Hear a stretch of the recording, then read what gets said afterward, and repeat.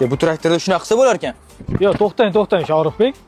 Bu traktor bunaqa ishlar uchun mo'ljallanmagan. Nima uchun mo'ljallangan unda aka? Bu asosan haydovchi uchun mo'ljallangan traktorlar. Unda batafsil ma'lumot bering.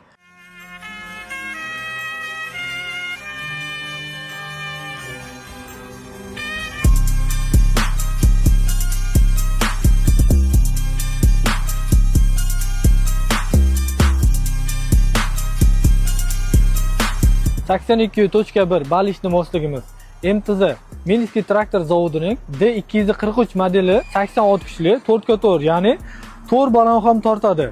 Balishli most traktorimiz haqidagi qisqacha ma'lumotlar mana shulardan iborat. Bo'ldi, rahmat aka. Agar siz ham ushbu texnika haqida to'liq ma'lumot olmoqchi bo'lsangiz, kommentariyada Belarus so'zini yozing va biz sizga albatta aloqaga chiqamiz.